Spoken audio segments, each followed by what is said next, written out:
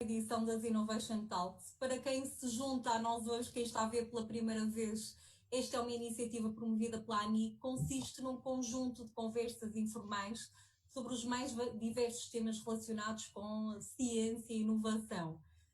A primeira Innovation Talk teve lugar no dia 18 de junho, sobre instrumentos de financiamento pós-Covid, e para quem não teve a oportunidade de assistir, o vídeo está disponível na nossa página, portanto poderão ver a gravação da primeira Innovation Talk. Esta segunda Talk de hoje é particularmente especial, não porque é dinamizada por mim, mas porque acontece precisamente na semana em que Portugal integra pela primeira vez o grupo dos países fortemente inovadores da União Europeia. E o tema que nos traz cá hoje são precisamente os desafios da inovação colaborativa em tempos de Covid. E a inovação colaborativa é precisamente uma dimensão que, apesar da evolução francamente positiva nos últimos anos, Portugal tem ainda que melhorar para ocupar um lugar na Champions League, digamos, deste ranking europeu de inovação.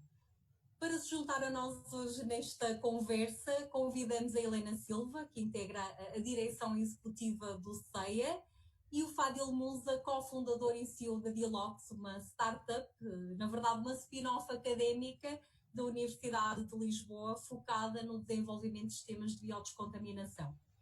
Peço desde já desculpa a ambos por esta breve apresentação, que não faz de todo justiça àquilo que são os vossos currículos e a grandeza das entidades, mas se eu fosse, por exemplo, mencionar as conquistas do SEI ou os prémios que a Dialox tem acumulado nos últimos meses, esgotava aqui facilmente os 30 minutos que temos disponíveis para esta conversa, e que no final vamos alargar também a conversa a todos os participantes. Portanto, quem estiver a assistir, ficam desde já convidados a colocar as questões que achem oportunas no chat aqui no nosso Facebook. Portanto, agradeço a ambos o facto de terem aceitado este convite, e sem mais demoras, para enquadrar o tema que nos traz cá hoje, eu julgo que há algo que é factual, ou pelo menos que é relativamente consensual, que todos podemos concordar, é que em tempos de crise nós portugueses brilhamos, dada a nossa capacidade de resposta e superação dos desafios. E acho que esta característica está aqui bem representada hoje por estas duas entidades, e foi bastante visível logo nos momentos iniciais da crise pandémica que infelizmente ainda hoje vivemos, quer por parte da sociedade civil, com iniciativas como o Tech for Covid, que logo numa fase inicial conseguiu reunir mais de 5.000 voluntários, quer com o lançamento de um conjunto de medidas de financiamento para a mobilização da capacidade científica e tecnológica existente em Portugal, como por exemplo o Research for Covid e o Innov for Covid, quer com a resposta das entidades do Sistema Científico e Tecnológico Nacional, como, por exemplo, o CITES e Colabs, e empresas também, mais a jusante, que se posicionaram logo de imediato na linha da frente na apresentação de soluções em tempo recorde. O CEIA e o projeto que temos cá hoje, o projeto dos ventiladores Athena, que tem sido amplamente noticiado nos últimos tempos, é precisamente um bom exemplo deste dinamismo. Numa das entrevistas a propósito deste projeto, o CEO do CEIA, José Felizardo, referiu que, e agora passo a citar, se internacionalmente dissermos que desenvolvemos e produtizamos um ventilador em 45 dias, é difícil de acreditar. E de facto o que me lê, principalmente tendo em conta que esta não é de toda a área de atuação do CEIA. Portanto, a primeira pergunta que eu tenho aqui para colocar à Helena é: como é que surgiu esta ideia do ventilador Athena, ao qual deram o nome da deusa grega da sabedoria e da guerra? Portanto, como é que decidiram ir para a frente da batalha? E já agora, quais é que foram os ingredientes, o fator de sucesso sem o qual não tinha sido possível chegarem a bom porto? Helena. Muito obrigada pelo convite. Iniciando já diretamente respondendo diretamente a esta questão, nós iniciámos o projeto Antena, tal e qual como iniciamos outros projetos no CEIA. Nós temos muito o hábito de fazer sessões no CEIA que chamamos Intuir o Futuro, ou seja, com base em informação algum limitada, projetamos tendências, procurando sempre novas oportunidades de desenvolver produtos e serviços a partir de Portugal, que é sempre essa a nossa ambição. Tal e qual como fizemos, por exemplo, há 15 anos com a mobilidade elétrica, onde Portugal foi pioneiro nesta área, e também há mais recentemente a questão também da Urban Air Mobility, que também é uma grande tendência nos setores onde atuamos. Mas neste caso concreto, quando a pandemia chegou à Europa, nós tínhamos duas ameaças. A primeira era a falta de ventiladores invasivos no mercado internacional, e a segunda era a forte dependência das cadeias de fornecimento da China. Para isso criámos uma task force interna e alocámos 106 engenheiros para conseguirmos abordar este projeto. Em paralelo, analisámos outras iniciativas que estavam em curso para evitar sobreposições e também para promover sinergias para acelerar o desenvolvimento, e um produto com estas características nunca pode ser pensado, nem desenvolvido, nem produtizado, nem produzido numa única entidade. Portanto, a questão de envolver logo de imediato quem usa e sabe, e nesta área, obviamente, a comunidade médica foi determinante. Tivemos envolvidos mais de 20 médicos de várias instituições hospitalares de norte a sul de Portugal, que juntamente com os engenheiros do CEIA identificaram os requisitos de funcionamento de um ventilador invasivo para o tratamento do Covid-19. O outro ingrediente de sucesso foi os mecenas, que acreditaram no projeto desde o início e possibilitaram acelerar o processo de desenvolvimento de produto e a produção dos primeiros 100 ventiladores. Estamos a falar da EDP, da Gulbenkian, da REN e da Fundação La Caixa. Depois também o apoio dos mais de 100 mil portugueses que contribuíram também para este desígnio, e o contributo muito importante, obviamente, da ANI com financiamento reembolsável do Inove-Covid, e eu sublinho aqui reembolsável porque desde o início deste projeto estava sempre subjacente que isto era um produto para chegar ao mercado, e era um grande exercício de integração de competências não só internas, como também de mobilização de outras entidades. Para além disso, tivemos também a colaboração de várias empresas, o suporte da SONAI no sourcing, da EFASEC na produtização e de vários fornecedores que, juntamente connosco, conseguiram este desenvolvimento em tempo recorde em 45 dias. Portanto, é de facto um exemplo de que, a partir de Portugal, se tem competências, capacidade para desenvolver um produto tecnologicamente avançado. Obrigada, Helena, e permitam-me arrojar aqui por partilhar aquilo que foi o modelo de sucesso, e fazendo aqui uma analogia com a restauração, aqui a criação de um restaurante com estrela Michelin em 45 dias, portanto, muito obrigada. E agora passando para a Dilox, Fadil, no caso concreto da Dilox existia já uma capacidade instalada pré-Covid, resultante de uma experiência muito rica no cruzamento da ciência com o empreendedorismo, dado ser a Dilox uma spin-off académica da Universidade de Lisboa, conforme já tive a oportunidade de referir. Portanto, o que eu gostaria de lhe perguntar é de que forma é que o surgimento da Covid-19 contribuiu para acelerar a exploração da tecnologia desenvolvida pela empresa, pela Dilox, e refiro-me aqui muito concretamente ao projeto de desenvolvimento de uma câmara de descontaminação, em colaboração com as Forças Armadas Portuguesas, que permite, nomeadamente, reutilizar, por exemplo, as máscaras. Portanto, de que forma é que este cenário pandémico contribuiu para acelerar o desenvolvimento destes projetos que a Dilox tinha já a capacidade instalada? Bem, antes de mais, bom dia a todos, e já agora obrigado, Cláudia, pela maravilhosa apresentação. Gostava que fosse sempre a Cláudia a apresentar-me. Indo diretamente à questão, portanto, como bem disse, nós trabalhamos com equipamento de biodescontaminação e, portanto, o nosso projeto está intimamente ligado à à pandemia desde o início e como tal, como se costuma dizer, com grandes poderes vêm grandes responsabilidades e, portanto, também sentimos nós desde o início que sendo que somos uma empresa de biodescontaminação, teríamos de fazer parte aqui deste movimento para tentar lutar e fazer algo para resolver ou para ajudar a resolver o Covid. E, portanto, nesse sentido, desde o início que sentimos de alguma forma essa pressão ou queríamos realmente fazer alguma coisa. De facto, acho que aquilo que nos impulsionou foram os vários mecanismos que começaram a surgir. Aliás, quando o projeto foi começado a ser pensado, estávamos numa altura de uma candidatura a um organismo de financiamento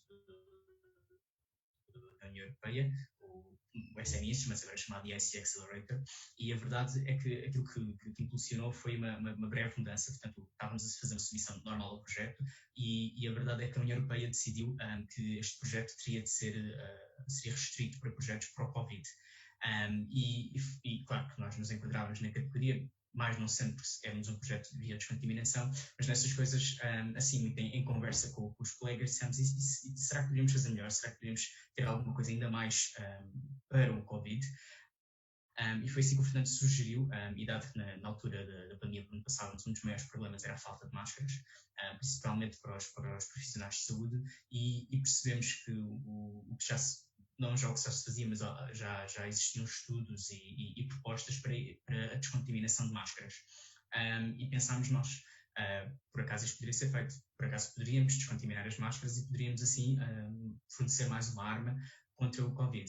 A primeira hipótese que nos surgiu, e isto é sintomático da falta de capacidade que na altura sentimos, foi, se calhar podemos simplesmente emprestar uma máscara para um equipamento para um hospital e permitir assim pelo menos a descontaminação de algumas máscaras e já é uma pequena ajuda. Portanto, isto foi o nosso primeiro pensamento, percebemos que nos faltava ferramentas para realmente ajudar. E depois é que assentámos as ideias, depois da submissão do projeto, e começámos realmente a pensar como é que poderíamos implementar e levar o projeto para a frente, e que não fosse só um equipamento para um hospital, só um equipamento emprestado. E é nesse sentido que, como a Cláudia também referiu, o sentimento entre ajuda dos portugueses se fala mais alto. A primeira pessoa com quem falámos foi o Wilson, do Exército Português, que é um contacto, uma parceria que já estamos estabelecida há muito tempo, e o Exército tem uma capacidade de implementação, como é óbvio, muito superior à nossa. E, portanto, falámos e o Wilson disse-nos simplesmente, ok, deixa-me pensar, deixa-me articular. Levou dois, 3 dias, não mais do que isso, para falar com alguns elementos e voltou com um consórcio. Portanto, a verdade é que ele voltou, disse que sim, senhora, vamos avançar. Vocês têm a máquina, nós conseguimos implementar isto. Quando vamos primeiro fazer isto numa primeira fase, primeiro vamos tentar construir uma câmara de descontaminação à volta das máscaras, como já tínhamos falado. Portanto, aquilo, só para contextualizar um bocadinho o projeto, no fundo, a nossa ideia, nós já temos equipamento de biodescontaminação, estamos simplesmente a desenvolver uma câmara onde colocamos um elevado número de máscaras e descontaminamos-las e assim permitimos a sua reutilização. E, portanto, ele disse, vamos avançar com essa parte, vamos fazer a ciência em conjunto entre a Delox e o Exército Português e depois vamos implementar com o Hospital das Forças Armadas, que também está interessado, obviamente, no projeto, e assim teremos aqui já uma prova de que realmente isto funciona e que depois poderemos escalar isto para outros hospitais. E, portanto, é assim que nasce ou renasce uma outra parceria com o Exército. Ainda assim, como eu disse, o sentimento de entreajuda aqui é muito importante. Não foi só o Exército.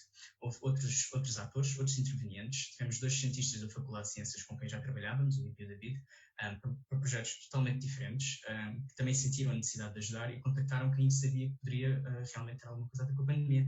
Era a nossa empresa, trabalhamos com biodescontaminação naturalmente.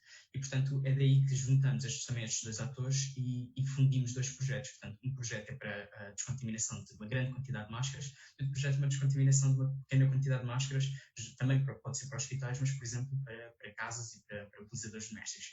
E, portanto, juntamos assim todos estes intervenientes. Há mais uma empresa que se junta do Exército e assim acabamos a montar um consórcio que até agora tem produzido resultados muito interessantes e a verdade é que estamos próximos de ter mais um protótipo para a biodescontaminação.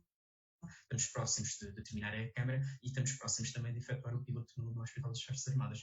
Portanto, foi assim, na verdade é que as partes todas se juntaram, porque todas elas perceberam a necessidade e a urgência de realmente fazer alguma coisa para o Covid, e portanto foi isto no fundo que realmente impulsionou o projeto como ele está. Obrigada, Fadil. Realmente esse é um ponto que eu gostava aqui de focar, que é a nossa capacidade oportunista de apresentarmos uma proposta de valor em conjunto. E agora remetendo aqui uma questão para ambos, até que está diretamente relacionada com o tema desta talk.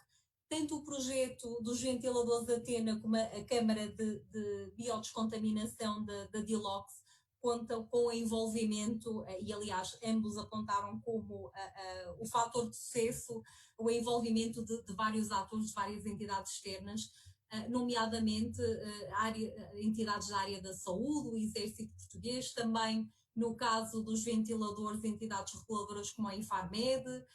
Eu gostava de vos perguntar quais é que foram as principais dificuldades encontradas nesta criação de sinergias, neste trabalho em conjunto, na resposta àquilo que era este desafio premente que tínhamos em cima da mesa.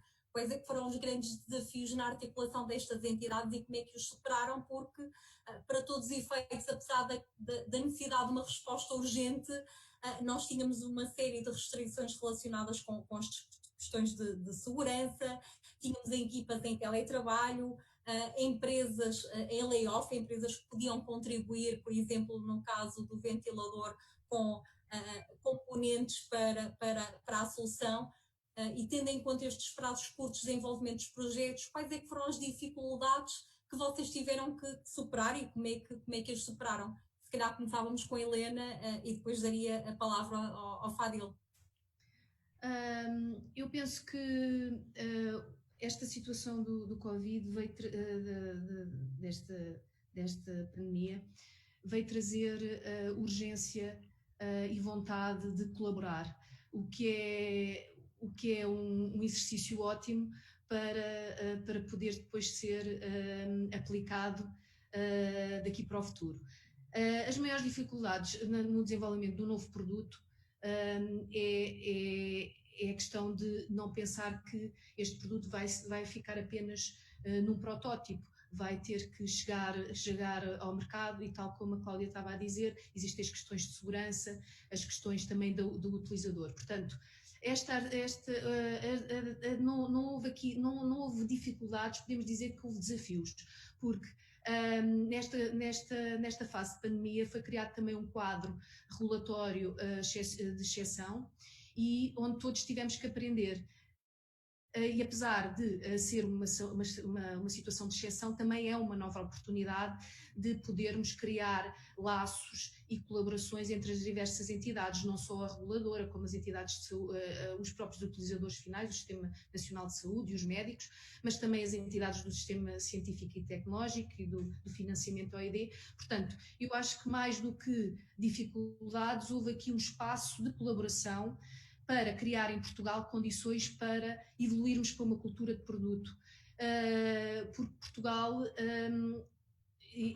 não existe ainda existe muito pouca cultura de produto. Nós somos um país excepcional a desenvolver e produzir para outros, mas não induzir a partir de Portugal produtos que sejam concebidos, desenvolvidos e industrializados a partir do nosso país. E existe aqui esta situação de pandemia trouxe uma nova realidade que permite nós criarmos condições para termos indústrias de proximidade que nos façam ter independência tecnológica, não só a nível de país, mas também da nossa Europa, de outros países. E isto penso que foi um exercício que nós gostávamos que fosse a nova realidade de Portugal.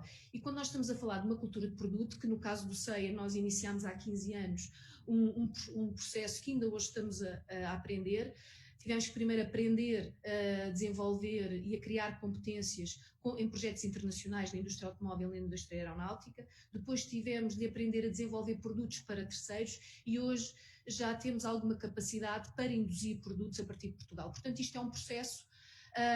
Não se cria essa cultura da noite para o dia e não só apenas numa organização. Portanto, esta cultura tem que ser estendida desde as entidades de política pública, as entidades reguladoras, financiamento da ED, temos todos a aprender uma nova realidade e demonstramos com o projeto Atena, ou com o ventilador Atena, que é possível, a partir de Portugal, nós desenvolvermos e produzirmos um produto avançado tecnologicamente e, portanto, a partir deste exercício gostaríamos que isto fosse a nova realidade e para isso é preciso que as entidades, não só do mesmo setor industrial ou académico ou tecnológico, mas também as outras entidades que apoiam todo este processo,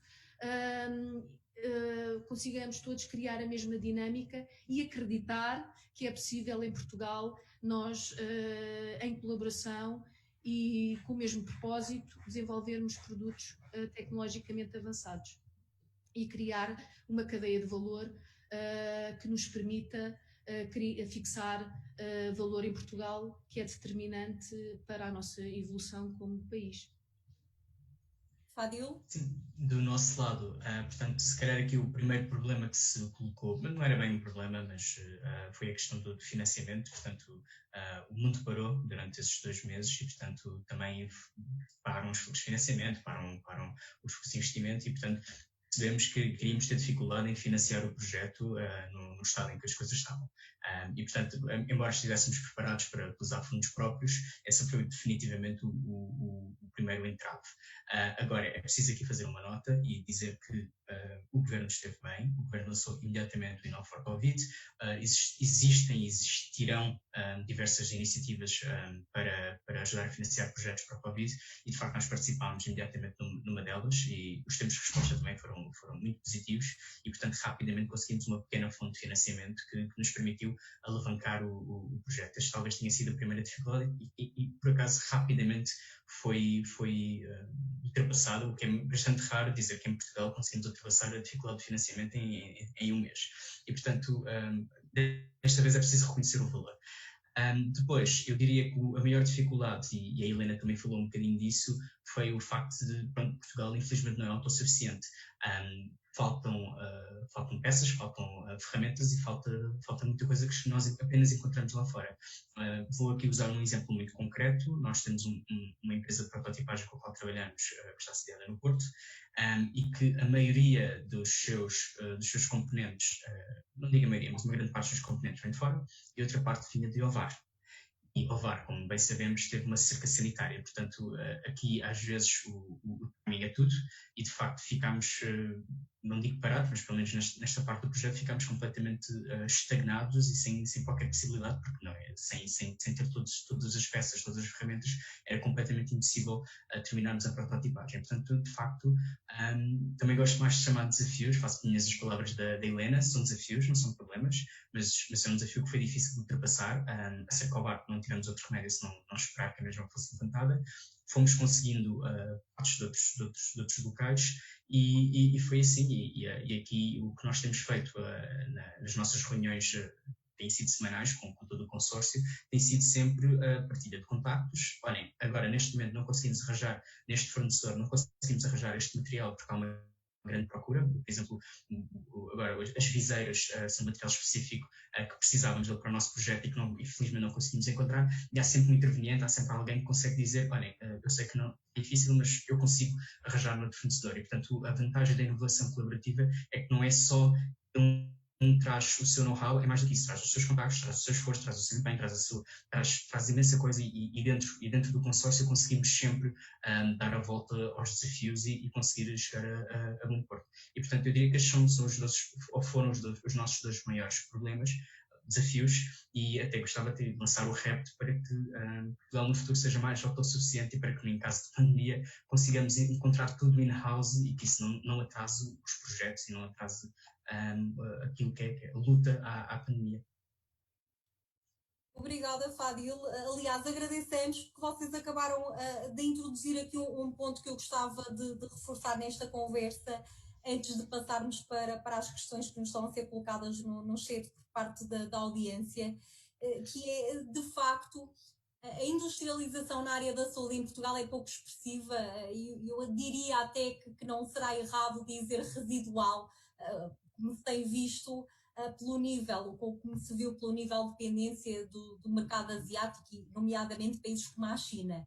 Portanto, uma questão que eu gostava de vos colocar é: que estímulo é que projetos como o Athena e o sistema de biodescontaminação da Dilox poderão ter aqui um efeito de estímulo, designadamente na geração de oportunidades para algumas empresas explorarem novas áreas de negócio, na produção de produtos e equipamentos que tipicamente temos que importar, até porque sabe-se que no caso específico do CEIA conta já com solicitações de vários países, nomeadamente o Brasil.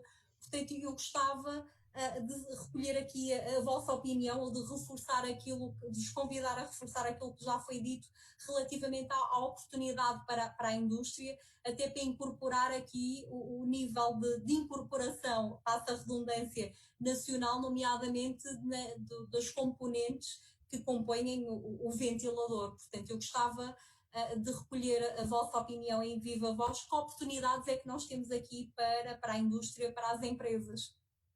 Helena, se quiser começar. Ok. O projeto Athena é um exemplo daquilo da nossa atuação do CEIA, daquilo que nós fazemos. E veio demonstrar aqui a capacidade de criar condições para desenvolver, produtizar e industrializar equipamentos que são instrumentalmente críticos para a preservação da vida humana, mas são equipamentos que cruzam vários setores de atividade, que competências que empresas na indústria automóvel e noutras indústrias podem e devem abordar. É também um projeto que valoriza os fornecimentos locais e induz a adaptação necessária nos fornecedores para construir esta indústria de proximidade, que era isto também que o Famil estava a dizer, que é importante a nossa independência enquanto país. E prepara-nos para outros desafios de produtos igualmente complexos, para ir desde a concepção até à industrialização. Portanto, eu acho que isto estimula a que Portugal comece a ter este tipo de projetos e nós comecemos a desenhar desde das políticas públicas até aos instrumentos de financiamento, desde o envolvimento das entidades reguladoras e dos utilizadores finais, ter condições para começarmos a desenhar projetos de ciência e tecnologia que sejam ambiciosos do ponto de vista de criar valor no mercado, ou seja, de começarmos a pensar a tecnologia para integrar produtos a partir de Portugal. Portanto, nós queremos estimular a partir do CEIA e com, obviamente, a nossa rede que temos, das várias universidades que trabalhamos em Portugal e no estrangeiro, e também de empresas que trabalhamos em Portugal, é estimular este propósito de aplicar tecnologia e ciência para produtos que cheguem ao mercado, para fixar valor em Portugal. Portanto, nós gostaríamos que o Athena seja visto como um exemplo disso mesmo. Muito obrigada, Helena. Fadil, antes de responder, eu gostava de introduzir aqui uma questão que recebemos do David Conceição, que foca precisamente esta questão, que nos pergunta, e passo a citar: gostaria de perguntar que soluções técnicas ao nível do desenvolvimento de produto e de cooperação tecnológica poderão ser estruturadas no âmbito de uma segunda vaga desta pandemia, cada vez mais previsível, tendo em conta os eventuais incentivos financeiros futuros que possam já contornar esta fragilidade meio empresarial. Ok. Assim, eu espero, honestamente, que a Delox tenha um produto pronto o mais depressa possível. As primeiras previsões para a próxima vaga são para outubro, novembro, e, portanto, nós estamos a fazer tudo e a acelerar o nosso envolvimento para conseguir ter um produto pronto até ao final do verão. Agora, com isto, é preciso também ver e ter orientação que teremos de nos aproveitar daqui de alguma facilidade da regulamentação e que tem de haver várias benesses do governo, principalmente, facilite que estes projetos, muitos deles são muito incipientes e que nasceram há alguns meses, consigam entrar no mercado. Por norma, todos os projetos de investigação e desenvolvimento levam, não é meses, às vezes é anos, e as razões são várias, tanto o financiamento, certificação, as próprias dificuldades inerentes à investigação e desenvolvimento, e portanto, se não houver aqui, primeiro que tudo, a inovação colaborativa, e se não houver aqui terceiras partes, falo do governo, falo da indústria, a ajudar e a sustentar estes projetos, será de facto difícil, seja para a Deloc, seja para a CEI, seja para qualquer outra startup, outras empresas, conseguir colocar produtos no mercado a tempo de ajudar a combater a pandemia. E, portanto, eu diria que há esperanças que tenhamos, tanto a Deloc como, de certeza, a CEI e outros projetos, consigam responder a tempo da pandemia, mas pronto, é preciso ter precaução e perceber em que moldes é que realmente conseguiremos entregar os projetos que nos propomos. Respondendo aqui também já agora rapidamente à questão que a Helena também já respondeu, eu queria, e já que também falei da intervenção do governo, queria também salientar exatamente isso. É necessário que governos, indústrias e todo o ecossistema trabalhem de forma mais próxima, mais chegada, para percebermos muito rapidamente, porque no caso da Deloc, nós movimentámos um ecossistema muito, muito pequeno.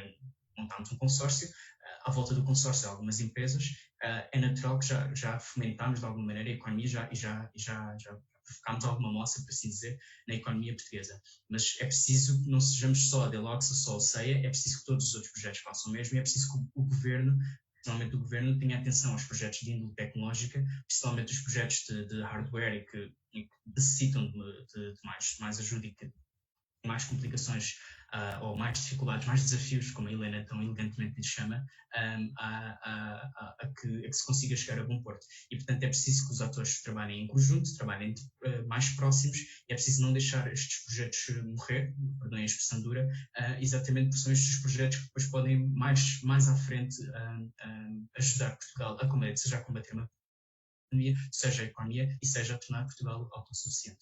Obrigada, Fadil. Partilhar convosco, porque vocês provavelmente não estão a ver as questões, estão a chover imensas questões, e eu peço desde já desculpa aos participantes, provavelmente não vamos ter a oportunidade de responder a todas, porque já vamos muito avançados no tempo, mas eu tenho aqui duas questões de dois participantes diferentes que se podem transformar aqui numa resposta, e é para a Helena. A primeira questão é colocada pelo Ricardo Moura, que pergunta: tendo em conta o exemplo do sucesso do ventilador desenvolvido pelo CEA, como se procedeu à certificação do mesmo? E já agora aproveito para introduzir aqui uma terceira questão colocada pelo Carlos Ribeiro, que pergunta: em termos de venda de produto, por exemplo, fornecimento internacional, quem ficará com esse direito? Helena. Ok. Primeira questão. Obrigada pela colocação dessa questão, que é muito interessante e oportuna. O processo de certificação do ventilador segue uma norma europeia que foi lançada para um processo de certificação de exceção, que o CEA está a trabalhar muito próximo com o Infarmed, um exercício e um desafio para todos, porque ao nível de ventiladores, obviamente Portugal nunca chegou a este estado de desenvolvimento, portanto o processo de certificação está a chegar ao fim, e o ventilador é para ser usado em situações de pandemia, de Covid, e portanto é certificado segundo essa norma, e que poderá evoluir para uma marca CE no futuro, com as devidas alterações e desenvolvimentos que já estamos a prever, até num projeto de uma versão V2. E, portanto, até o processo de certificação, obviamente, é um desafio, porque é um processo novo em Portugal, e o trabalho entre o CEA, o Infarmed e também a nossa comunidade de médicos tem sido excepcional nesse processo, e com os devidos desafios que temos para esta situação de pandemia, e também com os devidos desafios que existem na certificação de um produto com estas características em Portugal. Depois, a segunda questão é a propriedade intelectual do produto. Este produto está a ser industrializado de forma provisória no CEA, com os nossos parceiros industriais, mas a linha de produção está no CEA. Já produzimos cerca de 300 unidades. Em princípio, vamos produzir muito, muito mais. A propriedade intelectual, neste momento, ainda não foi discutida. Obviamente que está dentro do consórcio entre o CEA e os seus parceiros, mas que poderá evoluir consoante também a evolução dos cenários de pandemia. E já temos, obviamente, muitas encomendas do Brasil, já foram enviados algumas unidades também para o Brasil. Estamos só à espera de fechar o processo de certificação para podermos escalar mais esta produção. Obrigada, Helena. Uma última questão, e lamento, mas esta vai ter que ser mesmo a última, e é para o Fadil. É uma questão colocada pelo Ricardo Moura, que diz, na sequência da minha pergunta anterior, tendo em conta a dificuldade típica das startups na obtenção de alguns recursos, como resolveram ou prevêem resolver o processo de certificação de dispositivos médicos? Primeiro, um esclarecimento. No nosso caso, o equipamento não é necessariamente um dispositivo médico. De qualquer das formas, o Ricardo tem toda a razão. A certificação, por norma, é um processo caro, dispendioso e moroso. Mas as coisas fazem-se passo a passo e, portanto, nós já temos submetido e estamos à procura de financiamento para este projeto, especificamente através de algumas grants do IIT Health. Submetemos também agora uma ao Portugal 2020 e, portanto, mais uma vez, o caminho faz passo a passo. Portanto, numa primeira fase, estamos preocupados do ponto de vista tecnológico apenas em provar que funciona, em provar que conseguimos ter um equipamento que, de facto, faz ou realiza a biodescontaminação de máscaras, provar que as máscaras estão em bom estado após a sua biodescontaminação. E depois a questão da certificação já é uma questão que tínhamos quando éramos uma startup a trabalhar em biodescontaminação fora do ambiente de pandemia. Agora, ainda mais premente vamos resolvê-lo assim que tivermos de resolver, como sempre resolvemos. Vamos procurar recursos onde for possível, parceiros onde for possível, e esperamos chegar a bom porto. É óbvio que há o risco de não conseguirmos e de ficarmos a meio do caminho, mas lá está, o caminho faz caminhando. Portanto, não há uma resposta concreta a isto, não há mesmo, porque não pode haver, que há a vontade das partes todas de fazerem com que este projeto chegue à meta final. E, portanto, é o que vamos fazer. Muito obrigada, Fadil. Muito obrigada, Helena, pela vossa participação, pelo vosso testemunho e principalmente pela partilha. Agradeço também a todos os participantes que ativamente estiveram a assistir e a colocar questões. Lamentavelmente, não podemos trazer aqui à discussão todas as questões que nos foram colocadas no chat, mas agradecemos o interesse. Nós vamos continuar com esta iniciativa. Voltamos já no dia 2 de julho com a terceira Innovation Talk, dedicada ao tema o papel da liderança na transformação digital com a dinamização do Inovinesco. Portanto, quinzenalmente vamos promover estas iniciativas. Fiquem atentos às nossas redes sociais e à newsletter da ANI. Ficam desde já convidados a subscreverem para garantirem que não perdem esta oportunidade de assistir. De qualquer das formas, nós gravamos estas sessões, portanto, se não tiverem a oportunidade de assistir em direto, depois poderão sempre consultar os vídeos na nossa página de Facebook. Portanto, mais uma vez agradeço a todos, obrigada pela vossa participação, agradeço em nome da ANI e vemos dentro em breve. Muito obrigada.